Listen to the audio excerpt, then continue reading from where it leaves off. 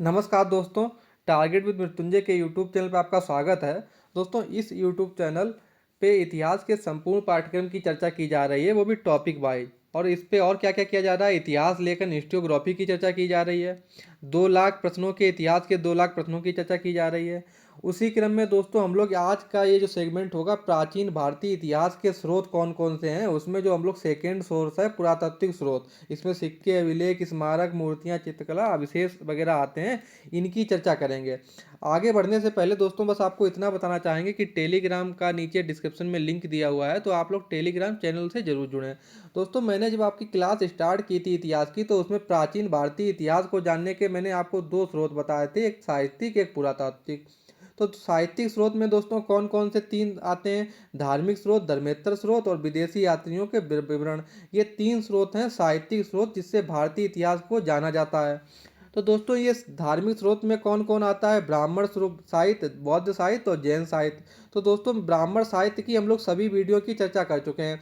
हम लोग ये भी जान चुके हैं वेद क्या है, ब्राह्मण क्या है, आरण्यक क्या है, उपनिषद क्या है, हम लोग इनकी क्लासेज कर चुके हैं। वेदांग की भी क्लासेज कर चुके हैं, और इससे रिलेटेड जितने महत्वपूर्ण प्रश्न आए थे उनकी भी चर्चा कर चुके हैं। जिन लोगों ने ये वीडियो देखा है वो लोग ये बताएं कि वेदांग जो 6 वेदांग होते हैं, इनका उल्लेख किस साहित्य में है, वो कमेंट करके बताएं। दोस्तों, सूत्र साहित्य क्या होते हैं, इनकी भी हम लोग चर्चा कर चुके हैं। धर्मशास्त्र क्या है, इनमें धर्मसूत्र, स्मृतियाँ और टीकाएँ आती हैं, इनकी भी चर्चा कर चुके हैं। महाकाव्य का एक 58 मिनट का वीडियो था, उस पर रिलेटेड हम लोग इसके महाकाव्य का भी देख चुके हैं। पुराण से संबंधित हम लोगों ने 3 क्लासेज की थी। इस प्रकार हम लोगों ने क्या किया, जो धार्मिक साहित्य का, ब्राह्मण साहित्य है, ये सबकी डिटेल से चर्चा की है। फिर दोस्तों हम लोगों ने बौद्ध साहित्य की 3 क्लासेज की थी, हम लोग बौद्ध साहित्य को भी कंप्लीट कर चुके हैं। जैन साहित्य की दोस्तों हम लोगों ने एक क्लास की थी और जैन साहित्य को भी निपटा लिया था। उसी क्रम में दोस्तों साहित्य स्रोत का दूसरा ये धर्मेतर लौकिक साहित्य है, इसमें हम लोगों ने राजनीति शास्त्र की किताबें देखी, राजतरंगिणी देखी, ये भी हम लोगों ने लगभग कंप्लीट कर लिया है। अब हम लोगों का बचा है दोस्तों ये साहित्यिक स्रोत में विदेशी यात्रियों का विवरण, इनका भी हम लोग कभी कुछ दिनों बाद मतलब लगातार कर लेंगे। आज के सेगमेंट में हम लोग ये विदेशी यात्रियों के विवरण तो हम बाद में करेंगे। जो भारतीय इतिहास साहित्य का दूसरा स्रोत होता है पुरातात्विक। तो पुरातात्विक में दोस्तों कौन कौन से आता है, पुरातात्विक में दोस्तों आता है अभिलेख, सिक्के, मृदभांड, मोहरें, मूर्तिकला और स्थापत्य कला। तो दोस्तों अब हम लोग इस सीरीज में क्या करेंगे, जो प्राचीन भारतीय इतिहास को जानने का पुरातात्विक स्रोत है, इन सभी प्रश्नों का करेंगे पोस्टमार्टम, और इससे रिलेटेड बाहर प्रश्न जाने की पॉसिबिलिटी बहुत कम है। दोस्तों, आज के इस वीडियो में हम लोग चर्चा करेंगे पुरातत्व से संबंधित, कि पुरातत्व विभाग क्या है, इसकी स्थापना क्या कब की गई, और कानिंगम युग कब से कब तक रहा, मार्शल युग कब रहा, और ये पुरातत्व सर्वेक्षण विभाग की स्थापना करजन ने क्या किया। और इससे रिलेटेड ऐसे ऐसे प्रश्न निकलेंगे, कम से कम 100 प्रश्न निकलेंगे, जिसमें अच्छे अच्छे लोग क्लीन बोल्ड हो जाएंगे पुरातत्व। तो सीधे सीधे अब आपका ज़्यादा टाइम ना लेते हुए पुरातत्व से क्या क्या प्रश्न पूछे गए हैं वो चर्चा करते हैं। तो दोस्तों पहले तो आप यही याद रखिए कि पुरातत्व के बारे में व्हीलर के 2 स्टेटमेंट हैं और लगातार एग्जाम में पूछे जा रहे हैं।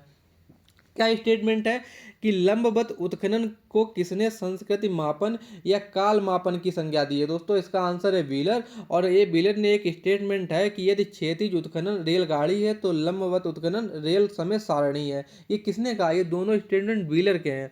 दोस्तों आपको बताना चाहेंगे पुरातत्व क्या होता है, जो खुदाई वगैरह से जो चीज़ें प्राप्त होती हैं वो सब पुरातत्व। पूरा मतलब पुराना, और तत्व मतलब वस्तु। तो पुरानी जो वस्तुएं हैं वो पुरातत्व हैं। और आप ये भी याद रखिए कि भारत में जो खुदाई हुई, देखो जो खुदाई होती है मतलब पुरातात्विक वस्तुओं को खोजने के लिए, तो एक तो होती है क्षैतिज, कैसे ये जमीन है तो मतलब इस तरीके से खुदाई हो, ऊपर ऊपर की लेयर गायब कर ले, तो ये क्षैतिज होती है।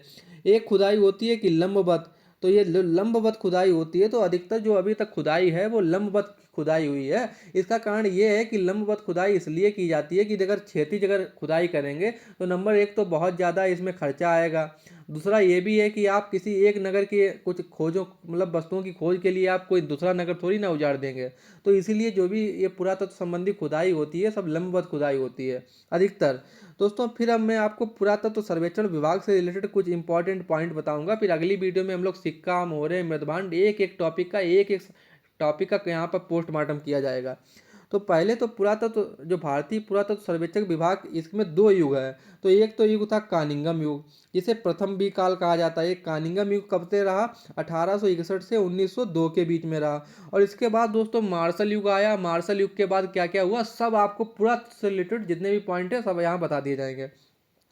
तो जो कानिंगम युग दोस्तों रहा 1861 से 1902 के बीच में, तो इन्होंने क्या किया था, इन्होंने दोस्तों 1861 में लॉर्ड कैनिंग को, अगर प्रश्न पूछा जाए कि 1861 में लॉर्ड कैनिंग को किसने भारत का के पुरातात्विक धरोहर को सुव्यवस्थित अध्ययन के लिए स्मरण पत्र लिखे, तो स्मरण पत्र किसने दिया, तो अलेक्जेंडर कानिंगम ने लॉर्ड कैनिंग को दिया था 1861 में। तो ये आपको एक प्रश्न याद रखना है। और दोस्तों ये बहुत इंपॉर्टेंट प्रश्न है कि इसमें तो ये आपको पता ही होना चाहिए कि 1871 में भारतीय पुरातत्व सर्वेक्षण नाम से एक स्वतंत्र विभाग की स्थापना हुई और इसके प्रथम महानिदेशक कौन बनाए गए, अलेक्जेंडर कानिंगम।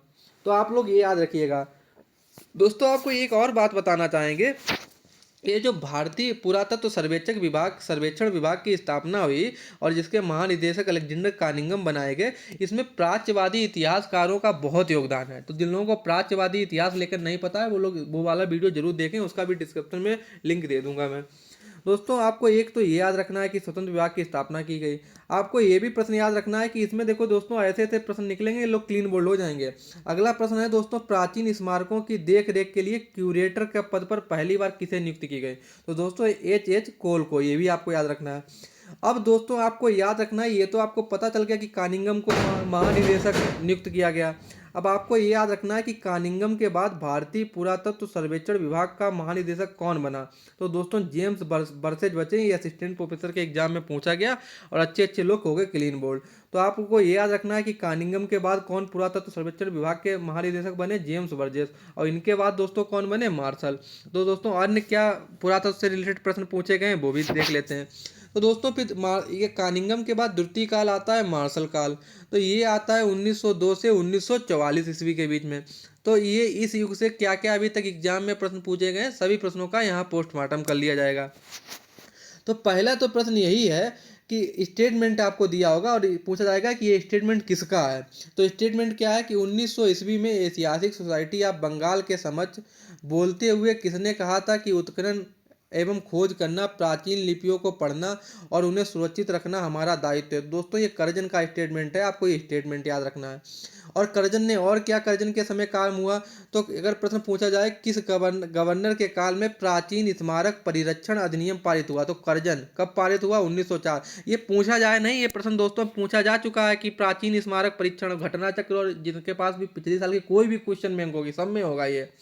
दोस्तों कर्जन ने और क्या किया पुरातत्व से रिलेटेड, कर्जन ने पुरातात्विक वस्तुओं के संग्रह हेतु कलकत्ता में विक्टोरियल मेमोरियल बनाया, आपको ये भी याद रखना है।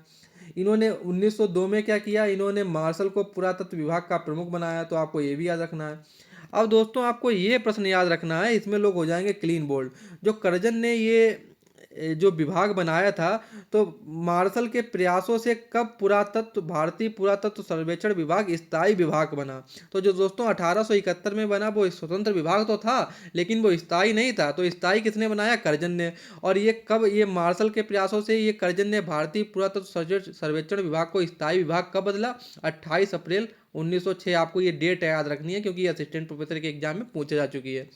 दोस्तों आपको ये भी याद रखना, जो ये मार्शल थे, तो जॉन मार्शल के सहायक के रूप में किसे भारतीय पुरालिपि विशेषज्ञ के रूप में नियुक्त किया गया, अगर ये प्रश्न पूछा जाए तो इसका आंसर है डॉक्टर स्टेन कोनो। तो आपको इस तरीके से आप कर्जन मार्शल काल से रिलेटेड प्रश्नों को तो समझ गए होंगे। अब दोस्तों निकलते हैं क्लीन बोल्ड होने वाले प्रश्न, और अच्छे अच्छे लोग हो जाएंगे क्लीन बोल्ड। प्रश्न दोस्तों पूछा गया था कि पाटलिपुत्र और नालंदा विश्वविद्यालय का उत्खनन किसने किया, तो दोस्तों स्पूनर ने, और अच्छे लोग क्लीन बोल्ड हो गए। दोस्तों अगला प्रश्न पूछा जा चुका है कि मार्शल के बाद पुरातत्व विभाग का महानिदेशक किसे बनाया गया, तो मार्शल के बाद बनाया गया H हरग्रीव्स। तो सबसे पहले किसे बनाया गया, कानिंगम को। फिर वो दूसरे वाले जो थे, अभी मैंने आपको उनकी चर्चा की थी, क्या नाम था दोस्तों उनका, उनका नाम था, एक सेकेंड, उनका नाम था देखो दोस्तों, जो सबसे पहले कानिंगम बने, फिर जेम्स बर्सेन बने, फिर उसके बाद दोस्तों ये बने हैं क्या नाम, जॉन मार्शल।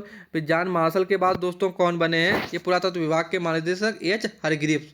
तो आपको ये क्रोनोलॉजी याद रखनी है क्योंकि ये भी एग्जाम में पूछा जा सकता है कि भारतीय पुरातत्व सर्वेक्षण विभाग के महानिदेशों को कालक्रमानुसार सजाइए। तो आपको ये चारों के नाम याद रखने हैं।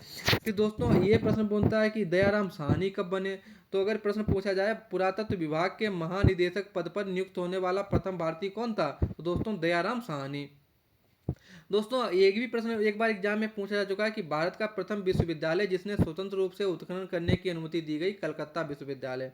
और दोस्तों ये अगर प्रश्न पूछा जाए कि कलकत्ता विश्वविद्यालय द्वारा उत्खनित प्रथम स्थल कौन सा था, तो बाणगढ़। तो आपको ये चारों पॉइंट याद रखने हैं। अब दोस्तों वेरी वेरी क्लीन बोल्ड होने वाला प्रश्न है कि पुरातत्व को एक स्वतंत्र विषय के रूप में स्थापित करने में किसका महत्वपूर्ण योगदान है। मार्टिन व्हीलर, मैं आपको ये बता भी चुका हूँ। दोस्तों ये व्हीलर का एक स्टेटमेंट है, ये पीएचडी के एंट्रेंस एग्जाम में लगातार पूछा जा रहा है। क्या व्हीलर का स्टेटमेंट है?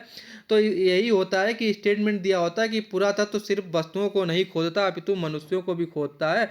निम्नलिखित वक्तव्य किसका है, उपयुक्त वक्तव्य किसका है? तो ये दोस्तों मार्टिन व्हीलर का स्टेटमेंट है, आप लोगों को याद लेना है, इसका स्क्रीनशॉट लेना चाहें तो ले सकते हैं।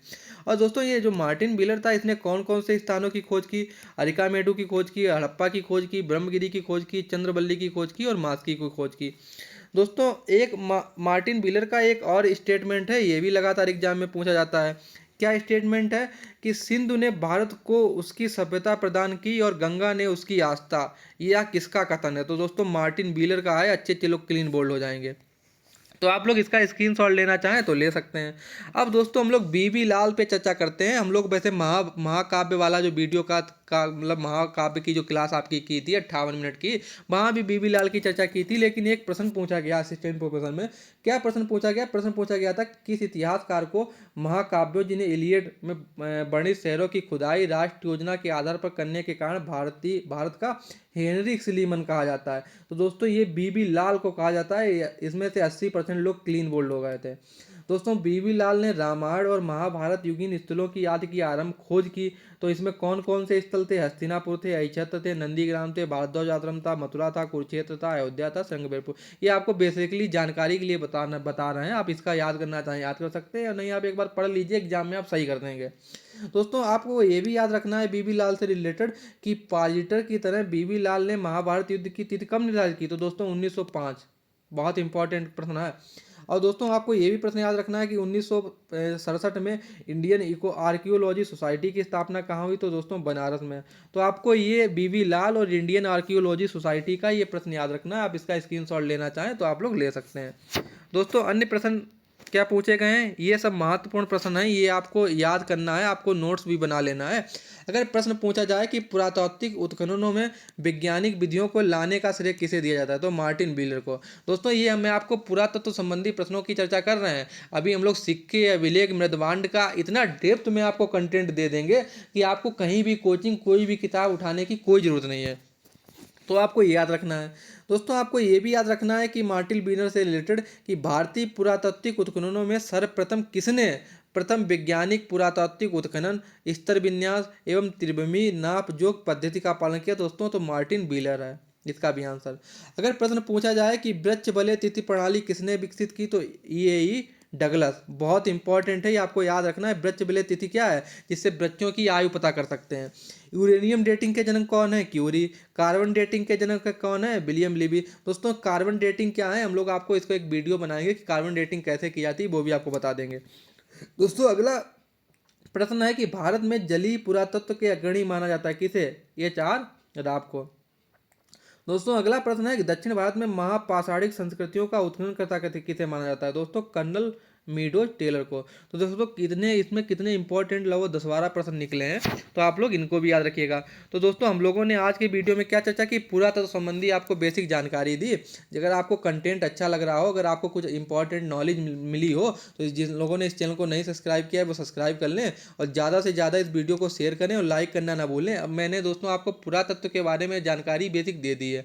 अब धीरे धीरे हम लोग क्या चर्चा करेंगे? अभिलेखों के बारे में चर्चा करेंगे, सिक्कों के बारे में चर्चा करेंगे, मृदभांडों के बारे में चर्चा करेंगे, और आपका बिल्कुल डेप्थ में एक एक पॉइंट आपका मतलब क्लियर करा देंगे। थैंक यू दोस्तों, किसी अन्य वीडियो में किसी अन्य टॉपिक पे फिर मिलेंगे।